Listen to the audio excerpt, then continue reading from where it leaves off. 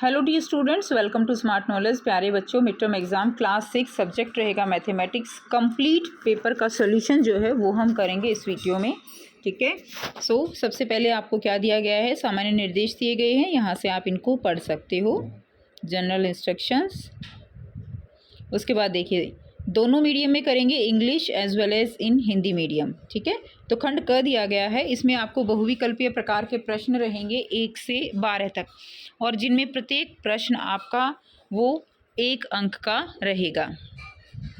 ठीक है। तो सबसे पहला क्वेश्चन है, 1 लाख बराबर है कितने हज़ार के बराबर होता है। तो 1 लाख कितने हज़ार के बराबर होगा, 1 लाख वो 100,000 के बराबर हो जाएगा। ठीक है। उसके बाद नेक्स्ट देखिए, 0 डिवाइडेड बाय 6,445 आंसर क्या रहेगा, तो आंसर इसका 0 ही हो जाएगा। नेक्स्ट देखिए, 1 किलोमीटर कितने मिलीमीटर के बराबर होता है, तो इसका आंसर आपका कितना रहेगा, आंसर आपका सी हो जाएगा। ठीक है। उसके बाद नेक्स्ट देखिए, कितने मिलियन मिलकर 1 करोड़ बनाते हैं, तो कितने मिलियन मिलकर 1 करोड़ बनाएंगे, आंसर ए हो जाएगा 10। 5th क्वेश्चन का आंसर। ठीक है। तो इसमें से अगर आप 1 घटाते हो तो क्या बचेगा आपके पास, तो ये आपके हो जाएंगे 1 करोड़ में से अगर ये घटाया जाए तो क्या बचेगा, 99,99,999। तो आंसर ये हो जाएगा।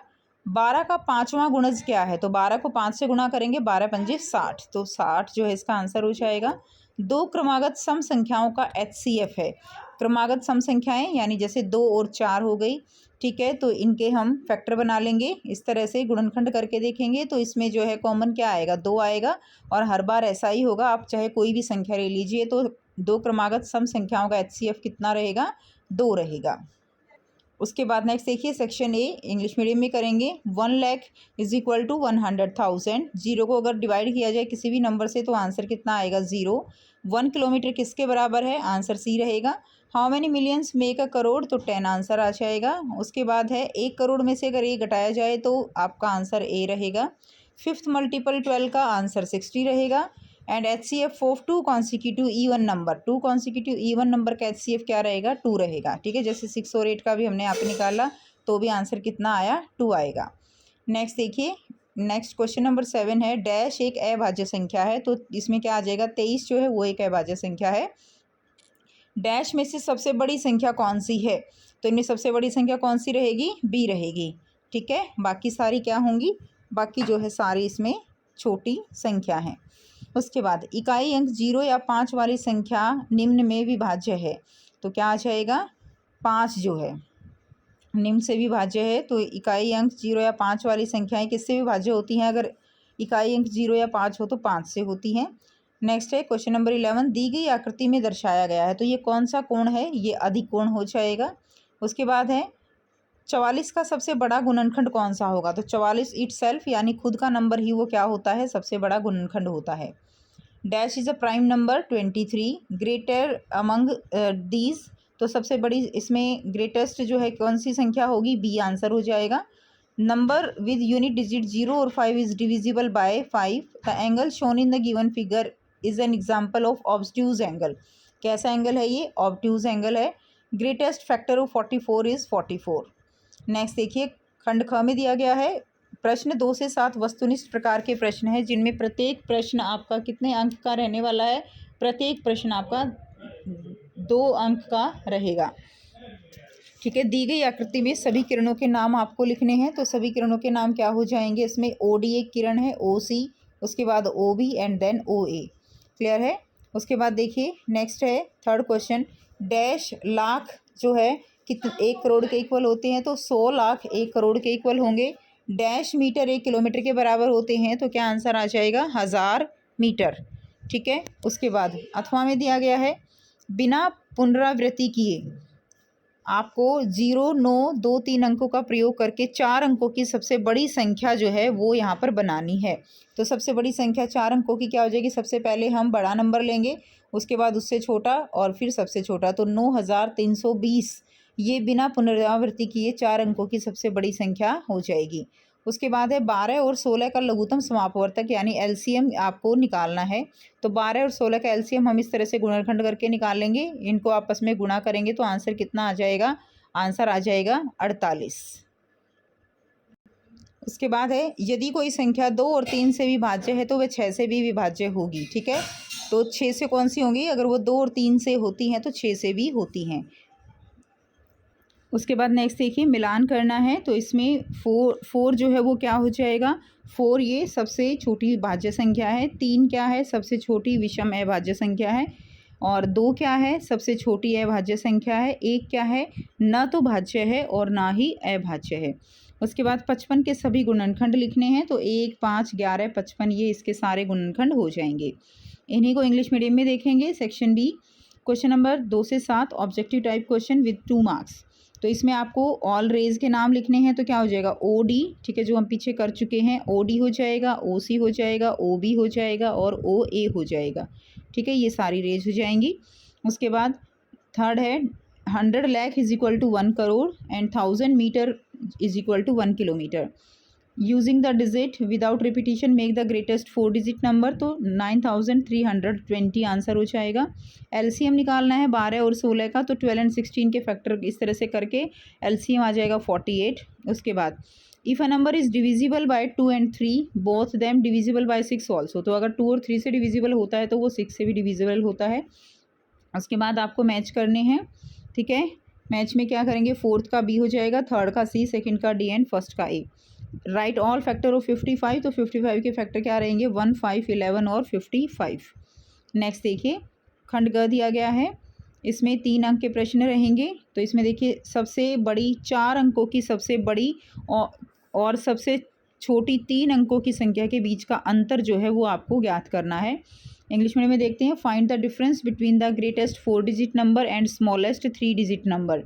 तो ग्रेटेस्ट 4 डिजिट नंबर क्या हो जाएगी? 4 अंकों की बड़ी संख्या, ठीक है, 9999, और उसमें से 3 अंकों की जो है छोटी संख्या घटा देंगे तो आंसर हमारा आ जाएगा 9899। उसके बाद है 1960 का अभाज्य गुणनखंड ज्ञात करना है। Find the prime factorisation of 1960, तो प्राइम फैक्टर इसके बना लेंगे, कुछ इस तरह से गुणनखंड कर लेंगे, और फिर 2 की पावर 3 इंटू 5 एंड 7 की पावर क्या आ जाएगा? 2 आ जाएगा। तो ये इसका आंसर हो जाएगा। नेक्स्ट है दी गई आकृति में सभी कोणों के नाम लिखने हैं। तो जो फिगर दी गई है इसमें सारे एंगल्स के नाम लिखने हैं, तो क्या हो जाएगा? Angle A N B, angle A N C और angle A N, angle B N C या सी एन बी। ठीक है, तो ये 3 एंगल इसके अंदर हो जाएंगे। नेक्स्ट देखिए अथवा में दिया गया है नीचे दी हुई वक्रों को खुले या बंद वक्र के रूप में वर्गीकृत करना है। तो ये कैसा है? खुला है, ये बंद है। ठीक है, ये यहाँ से खुला है, ये बंद है, ये भी चारों तरफ से बंद है, तो ये इसका आंसर हो जाएगा। इंग्लिश मीडियम में देख लेते हैं, ये सारे एंगल्स के नाम लिखने हैं। ठीक है, उसके बाद ये कैसा है? ये ओपन कर्व है, ये क्लोज है, ये ओपन है, ये क्लोज है, ये क्लोज है। उसके बाद नेक्स्ट देखिए खंड ख में क्वेश्चन नंबर 11 है, तो इसमें 5 अंक के प्रश्न रहेंगे। एक शहर की जनसंख्या 5,67,892 है। यदि पुरुषों की संख्या 2,89,543 है और महिलाओं की संख्या 2,78,349 है, तो पुरुषों और महिलाओं की संख्या में अंतर ज्ञात कीजिए। अपने उत्तर को भारतीय संख्यांकन प्रणाली के अनुसार जो है आपको लिखना है। ठीक है, इंग्लिश मीडियम में देख लेते हैं। The population of a town दी गई है, नंबर ऑफ़ मेल दिए गए हैं, नंबर ऑफ़ फीमेल दिए गए हैं, इनके बीच में आपको डिफरेंस लिखना है। And answer the according to the Indian system of numeration. तो यहाँ से इसका आंसर करेंगे। इसमें देखिए नंबर ऑफ़ मेल्स जो है पुरुषों की संख्या, नंबर ऑफ़ फीमेल्स महिलाओं की संख्या, दोनों में अंतर निकाल लेंगे, इसमें से ये घटा देंगे। घटाने के बाद जो अंतर आएगा 11,194, तो इसको लिख देंगे हम 11,194, 11,194। ठीक है, ये इसका आंसर हो। इसके अथवा में जो क्वेश्चन दिया गया है, एक स्कूल लाइब्रेरी में 1,53,842 जो है अंग्रेजी की किताबें हैं, 1,26,781 हिंदी की किताबें हैं और 84,953 विज्ञान की किताबें हैं। लाइब्रेरी में बताना है कुल कितनी किताबें हैं। अपने उत्तर को अंतर्राष्ट्रीय संख्यांकन प्रणाली के अनुसार भी आपको लिखना है। इंग्लिश मीडियम में देखते हैं स्कूल लाइब्रेरी हैज़, ठीक है, इसमें इंग्लिश बुक बताई गई है, हिंदी बुक ये हैं, साइंस बुक ये हैं। तो how many books are there in the library in total, तो सबको जोड़ देना है और अपना आंसर आपको इंटरनल सिस्टम ऑफ न्यूमरेशन में लिखना है। तो इसमें क्या करेंगे, नंबर ऑफ़ इंग्लिश बुक हैं, हिंदी बुक हैं, ठीक है, साइंस बुक्स हैं, सबको हमने क्या किया, सबको जोड़ दिया। फिर लिखेंगे, इसमें हो जाएगा आपका 365,576, ये आपका इंटरनेशनल सिस्टम हो जाएगा। 300, यहाँ पे लाख नहीं आएगा, 300 आएगा, ठीक है, 365,576, ये आपका आंसर इसमें हो जाएगा। अगला क्वेश्चन है, 2 टैंकरों में क्रमशः 850 लीटर और 680 लीटर मिट्टी का जो है क्या आता है, तेल आता है। उस बर्तन की क्या निकालना है आपको, उस बर्तन की जो है अधिकतम धारिता आपको ज्ञात करनी है, बर्तन की अधिकतम धारिता, ठीक है, जो इन दोनों टैंकरों के तेल को पूरा पूरा माप देगा। इंग्लिश मीडियम में देखते हैं, 2 tankers contain 850 litre and 680 litre of kerosene oil respectively. Find the maximum capacity of a container which can measure the kerosene oil of both the tanker when used an exact number of times. तो maximum capacity of such a container will be, तो इनका क्या ले लेंगे हम, HCF ले लेंगे दोनों का। तो यहाँ पे हमने फैक्टर बना लिए, ठीक है, महत्तम समापवर्तक के लिए यहाँ पे फैक्टर बना लिए। इनमें जो कॉमन फैक्टर है वो हमने ले लिए 2, 5 और 17, तो कितना आया 170। तो जो मैक्सिमम इसकी धारिता होगी, कैपेसिटी होगी ऑफ द रिक्वायर्ड कंटेनर कितना रहेगा, 170 लीटर, 170 लीटर आंसर हो जाएगा। अगला क्वेश्चन है, 12, 15 और 18 से विभाज्य 3 अंकों की सबसे बड़ी संख्या आपको ज्ञात करनी है। Determine the greatest 3 digit number exactly divisible by 12, 15 and 18। तो first we find the LCM, सबसे पहले हम क्या निकालेंगे, इसका एलसीएम निकालेंगे, 12, 15, 18 का, तो इसका एलसीएम हम निकाल लेंगे फैक्टर मेथड से। एलसीएम निकल गया 180। अब जो है ग्रेटेस्ट 3 डिजिट नंबर कितना है, यानी 3 अंक की सबसे बड़ी संख्या 999। अगर हम 999 को 180 से जो है क्या देते हैं, भाग देते हैं, तो कितना रिमाइंडर आएगा, ठीक है, 5 से भाग दोगे तो ये रिमाइंडर कितना आ जाएगा, इसमें 99 जो है यहाँ पे रिमाइंडर आ जाएगा, शेष बचेगा 99। तो इसीलिए रिक्वायर्ड ग्रेटेस्ट नंबर क्या हो जाएगा, तो 999 में से हमें 99 घटा देंगे तो 900 जो है यहाँ पे संख्या हमारी निकल आएगी, ठीक है। अगला क्वेश्चन है, इसमें देखिए ये आकृति दी गई है, इसमें आपको बताना है कि इसमें कितने त्रिभुज हैं। तो इंग्लिश मीडियम में क्वेश्चन देख लीजिए, बताना है आपको कितने ट्राइंगल हैं, 2 ट्राइंगल के नाम लिखने हैं। How many triangle are there in given figure, write the name of any 2 angle, तो ये सब करना है। तो देख लेते हैं, तो देखिए इसमें कितने ट्राइंगल हैं, कितने त्रिभुज हैं, तो 3 हो गए, एक ये वाला हो गया, एक ये वाला हो गया और एक ये कंप्लीट हो गया, 3 हो गए ना, तो ये 3 हो जाएंगे। 2 त्रिभुज के नाम लिखने हैं, 2 ट्राइंगल के नाम, तो BAC, ठीक है, और CDA, ठीक है, या ABD लिख सकते हो, कोई भी 2 लिख सकते हो। इसमें कितने कोण हैं, तो कोण कैसे देखेंगे, ये एक कोण, ठीक है, उसके बाद इसके अंदर दूसरा कोण, इसके अंदर तीसरा कोण, उसके बाद देखिए 3 कोण इस वाली में हो जाएंगे, 3 और 3 6 हो गए, ठीक है, और एक कोण जो है क्या हो जाएगा, एक कोण आपका, तो इसमें कितने एंगल हो जाएंगे, 7 एंगल, 1 2 3 4 5 6 और ये 7 एंगल हो जाएंगे, ठीक है, टोटल। उसके बाद देखिए किन्हीं 2 कोणों के नाम लिखे, तो कोई भी 2 एंगल के नाम आप यहाँ पे 7 में से लिख सकते हो। उसके बाद नेक्स्ट देखेंगे, तो यही आपका इंग्लिश मीडियम में हो जाएगा। नेक्स्ट देखिए क्वेश्चन नंबर 14 से 16 सोर्स बेस्ड क्वेश्चन रहेंगे और प्रत्येक प्रश्न 4 अंक का है।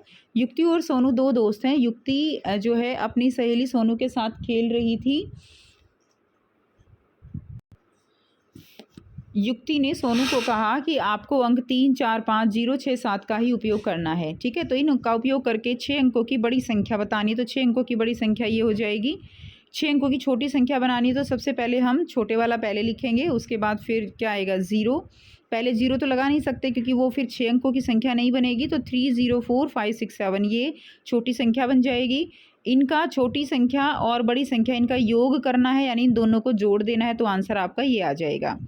उसके बाद इसी को हम इंग्लिश मीडियम में देखेंगे, तो यही है, ठीक है। Write the greatest 6 digit number using these digit, तो 6 digit number using these digit क्या हो जाएगा, ये हो जाएगा smallest 6 digit number using these according to international system of numeration क्या हो जाएगा, तो 3 0 4 5 6 7। Find the sum of the greatest and smallest 6 digit number using these digit, तो इसमें से फाइंड द सम निकालना है, तो इनको क्या कर देंगे, इनको हम प्लस कर देंगे, ठीक है। प्लस करने पर आपका ये वाला आंसर नहीं आएगा, ये जो है डिफरेंसेस वाले का आंसर रहेगा। क्लियर है, तो इन दोनों का हम क्या कर देंगे, यहाँ पे इन दोनों को हम सम कर देंगे, तो आंसर हमारा जो हमने अभी ऊपर किया ये वाला आ जाएगा, ये वाला आंसर आ जाएगा आपका। ठीक है, ये वाला आंसर यहाँ पे आपका आ जाएगा।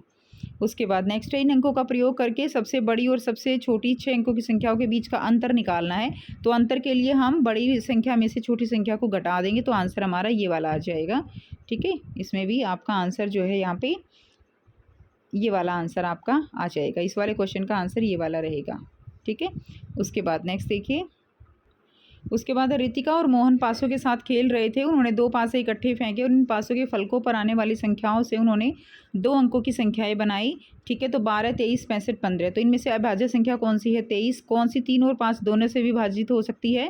15। 12 के 2 गुणनखंड 1, 12, 4, 3 कोई भी आप लिख सकते हो। और 23 डैश में रिक्त स्थान ऐसा अंक लिखिए ताकि संख्या 11 से विभाज्य हो जाए। तो 1 लिख देंगे तो 11 से विभाजित हो जाती है। इंग्लिश मीडियम में यही क्वेश्चन देख लेंगे। They were playing dice games. These threw the 2 dice together and made 2-digit number using the number then turn up on the faces of the dice and following numbers were noted. ठीक है, 12, 23, 65, 15। तो which one is a prime number? 23. Which number is divisible by both 3 and 15? 15. Write any 2 factor of 12. 1, 12, 4, 3. Write a digit in the blank space. तो 1 लिखेंगे तो that number will be divisible by 11. अगला question है, अंजू ने अपनी दादी से बुनाई सीखी और उसने महसूस किया कि बुनाई की सिलाई वास्तविक जीवन के प्रतिच्छेदी रेखाओं का सही उदाहरण दर्शाती है जिसे उसके गणित के शिक्षक ने पढ़ाया था। वे रेखाएं और कोणों को समझने के लिए बुनाई की सिलाइयों का विभिन्न स्थितियों में व्यवस्थित करती है। ठीक है, इसकी जानकारी के आधार पर बताना है दिए गए बिंदुओं से कितनी रेखाएं खींची जा सकती हैं। तो 1 लाइन खींची जा सकती है दिए गए 2 बिंदुओं से। एक सरल खुला वक्र बनाना है। अंग्रेजी वर्णमाला का वह अक्षर लिखिए जो प्रतिच्छेदी रेखाओं के युग्म को दर्शाता है। तो x हो जाएगा। और एक बिंदु से होकर कितनी रेखाएं खींची जा सकती हैं? तो अनंत रेखाएं खींची जा सकती हैं। इसी को इंग्लिश मीडियम में कर लेंगे। आप इसको एक बार अच्छे से पढ़ लेंगे। How many lines can pass through the given 2 points? 1 line. Draw a simple open curve. ठीक है, and write the letter of English alphabet. तो क्या हो जाएगा? x। और how many lines can pass through 1 given point? तो infinite हो जाएगा। तो ये था कंप्लीट पेपर। आई होप सारे जो क्वेश्चन आपको समझ में आ गए होंगे। अगर वीडियो अच्छी लगे तो लाइक कीजिए, शेयर कीजिए, चैनल को कीजिए सब्सक्राइब। इसी तरह की और वीडियोस के लिए मिलते हैं आपसे नेक्स्ट वीडियो में। Till then take care, bye bye.